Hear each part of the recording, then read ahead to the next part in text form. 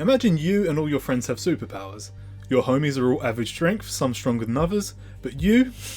Not you, you're the runt of the litter, mate. You're a useless, no good, soft cock weakling, all your mates take the piss behind your back, and even when you try your hardest, they still betray you, and they still leave you behind. How would that make you feel? Let's talk about Solo Leveling.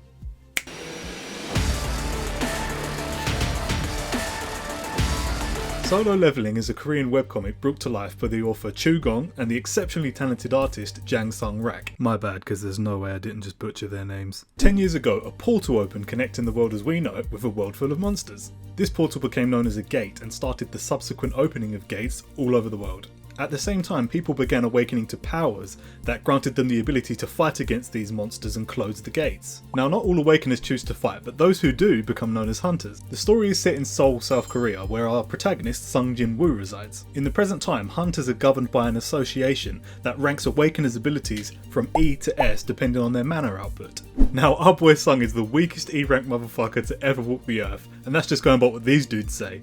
The association also uses state-of-the-art equipment to appraise the gates that appear and rank them accordingly using the same system from E to S. This system also allows hunters to gauge whether the gate is within their ability to clear and what sort of raid party they might need to form in order to increase their chances of survivability. Because don't get it twisted, this shit is not a game, people die. Now at this point you might be thinking, why bother fighting monsters at all? That shit sounds crazy, and you know what, you'd be right for thinking that. Killing monsters allows hunters to gather crystals and other resources which are extremely valuable, and obviously that's what puts food on the table. Being a hunter can prove to be extremely lucrative and totally replace your full-time job, especially if your rank is high. The good lad Sung took up hunting to pay his mother's medical bills and put his dear sister through college. Bless his cottons. Anyway, poor old Sung is earning next to fuck all because he's only in E rank and he can't kill shit. Getting loot from the high rank gates is where the real cash monies come in, so he's got no chance. Quick side note, it's important to note at this point that the power scaling between ranks is insane. Even between E and C rank, the difference is pretty substantial. C ranks tend to be the leaders of smaller raid groups because their skills and abilities are far superior to that of the ranks below them. However, after C rank, the power gap gets crazy. B ranks, for example, have the power of something akin to like 10 C rank hunters? That's mental. The power gaps only grow larger, culminating in S ranks being extremely strong, but that also makes them extremely rare. To put that in perspective, South Korea has only had 10 S ranks awaken since the gates started appearing. So, the story kicks off with Sung joining another raid group like an absolute mad lad, even though he's weak as balls. The raid seems to be going pretty smoothly until they come across another entrance in the dungeon, the fabled double lair. Now any normal person might think, oh no, this ominous looking cave smells like trouble. Let's not fucking go in there. Nope, not these guys. They agree to press on, and lo and behold, wouldn't you know it, shit goes down. Now I'm not joking, I'm talking crazy shit. I'm talking some Attack on Titan, I'm about to eat your mum shit. Lots of people die, barely anyone makes it out alive, and our poor boy Sung is left to fend for himself to meet his end. Or so you might think. Moments before his death, Sung sees a message appear right before his eyes. And that's where things start to get really interesting. He has earned the right to become a player. If he refuses to become one, his heart's gonna stop in 0.02 seconds? What the fuck is going on, fam? I thought this shit was about monsters and portals.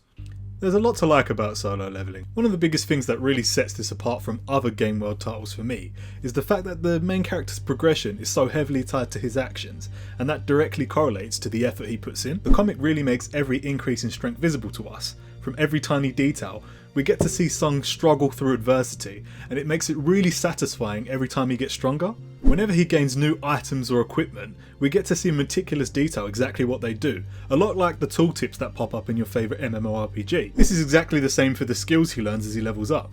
We get to see him earn stat points that he can allocate to attributes to make himself stronger. It's this attention to detail that really keeps me invested whilst I'm reading, because I feel like I can actually share in his accomplishments. If you've played RPGs at any point in your life, then know that watching Sung grow and earn and learn is really relatable and really satisfying. Another thing I really love about Solo Leveling is the art. My god, the art is incredible, full stop. It's some of the best artwork I've seen in any comic ever, from amazingly depicted action scenes to masterful use of perspective. My god, Jang Sung-rak has fucking killed it. I'm constantly in awe of how good the artwork is in every page, especially with the character design. What is with the insane cast of good looking characters in this comic? The amount of talent coming off of these pages is mind blowing. These are some of the best looking dudes I've seen. Don't even get me started on the waifus. Seriously, pour me a tall glass because your boy is parched. I'll tell you what, whilst we're on the subject, why don't we talk about characters a little bit more, because honestly, that's where it starts to lose me a bit. There's a pretty huge cast of characters in Solo Leveling, but honestly, Few of them really stand out to me. Most of them offer a commanding presence, but none of them have really had any real character development yet. They all look cool as shit, but I don't know if I'd really care if anything happened to them. This is something I really hope is addressed in the future, especially for more of the established characters like the guild leaders, because I think there's a lot of wasted potential there. The main lad, Sung Jin Woo, is on a mission to gain strength, so that he'll never feel weak or belittled ever again in his life. His backstory is fairly generic, but his reasons for pushing forward and the impact of his past experiences are clearly what defines him and what he's becoming. And let's just say his future's getting pretty dark. I'm not going to sugarcoat it, Sung gets ridiculously powerful. Like, the power creep is not subtle at all, but my god, it feels so fucking good. The boy puts in the work, and his increasing strength always feels justified to me, at least. He eventually earns the power to create shadow soldiers, which basically is the backbone of his key ability, and it earns him the title of Shadow King, or I've also seen it as Shadow Monarch, depending on translation. Honestly though, his shadow skills are sick. They are so well designed, and I'm a sucker for protagonists with dark powers. His power level isn't the only thing that changes though. Oh no. He also undergoes these crazy changes in his physical appearance. My boy goes from this wet blanket to this absolute super Chad. Even I want to smash. What the fuck? Cha Hae-in is super cool and definitely a top tier waifu. And I've probably just butchered her name too, but I have no idea about the pronunciations of Korean names. That's definitely something I need to work on. I'll add that to my list. So yeah, top tier waifu for sure, but she doesn't feel like she has a lot going for her other than wanting a piece of Sung's pie. That being said, she has seen some recent developments in the comic, which might increase her importance to the overall story. Honestly, I'm excited for what that might entail because I really like her as a character with a lot of potential. Finally, one character I really enjoy and who is arguably my favourite character in the entire comic, and that's the Ant King. His overwhelming presence and sheer power gave me chills during his introduction in the comic. I won't say too much because I want to keep this video as spoiler free as possible, but getting to experience the heart-wrenching details of what happens when this character is introduced is just awesome. I can't wait to see what happens with him in the future, and I can already see that Sung's going to have some serious regrets over his actions. I want to talk about one of the major themes within the comic, and that is the emotional value of fear. Fear plays a huge part in the storytelling of Solo Leveling. You feel this constant pressure surrounding you whilst you read through the comic, because it's like there's this prevalent unwritten rule that everything can be afraid. It doesn't matter whether you're a monster, a hunter, an S rank, fear consumes us all. This concept is consistently solidified throughout the comic, and it's something that I really enjoy. It's usually in the form of a character or a monster that as really just being overwhelmed by the fear of that which stands before them. It's going to be really interesting to see whether this concept comes back round full circle and whether we get to see Sung like really truly feel afraid again. Oh, I think that would just be like chef's kiss. The narcissist in me would definitely love to see that. Now right now the story feels like a little bit of a slow burn to me. Don't get me wrong, it's absolutely action packed and absolutely gorgeous.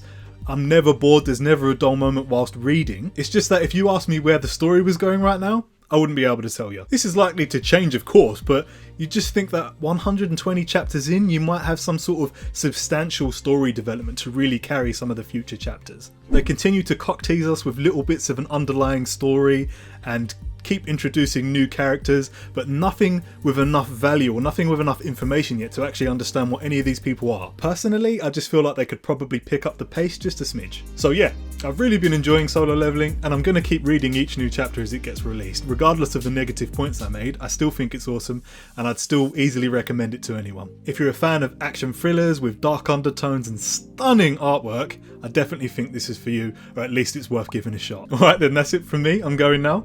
Thanks for watching, and please subscribe if you want to see more from me chatting bear breeze about anime or manga or something. Laters.